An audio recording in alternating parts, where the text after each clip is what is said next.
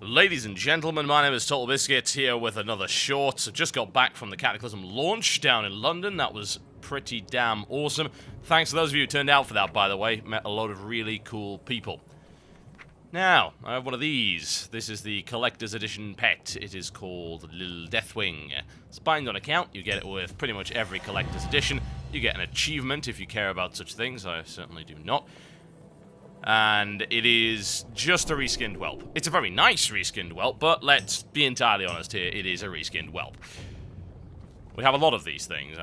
I don't actually have any of them, because I ended up selling my pets from the TBC Collector's Edition, because if you remember in the European edition of it, because of the problems they had with it, they actually ended up giving you a, I think it was a lurkey, which is the white, sickly, cancerous-looking murloc.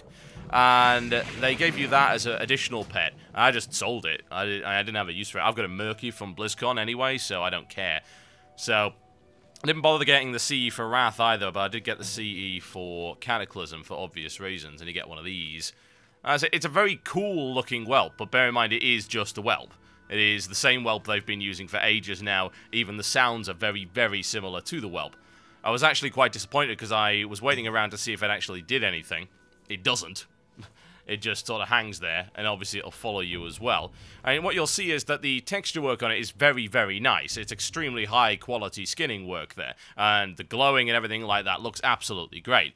It's just a shame it didn't do anything else. I mean, it seems weird to me that the pet that they give for watching the BlizzCon stream actually had a lot more work put into it than the pet you get with the Collector's Edition. Seems a little bit weird, but hey, there you go. So, if you're aspiring to get one of these, and you want to get the Collector's Edition just for this, I would possibly ward you against it. Admittedly, if you're a big pet collector, you're not going to listen to me anyway, so you can have a look at that, and that's exactly what it does, and that's all it does. The Collector's Edition itself is quite nice. I mean, there's a lot of really, really neat stuff in it, there's no doubt about that. But there's one thing about this pet that I'm quite disappointed about. Now, obviously, being a whelp and everything, and being something with wings, I thought perhaps it would follow me around. You know, as in, it would fly. But actually, as you're about to find out, it doesn't. As we will see right here, it sort of follows you around on the ground looking a little bit sorry for itself. Yeah, and bugging out occasionally when it can't figure out exactly where you are. I'll go a little bit higher and I'll show you that. I say, it's got wings. Why can't they just get it to follow you? There are some other pets that do this, right? I'm sure there is. I'm sure I've seen a pet that will fly along with you. And if it doesn't exist, then it needs to exist. Yeah, doesn't the seagull do that?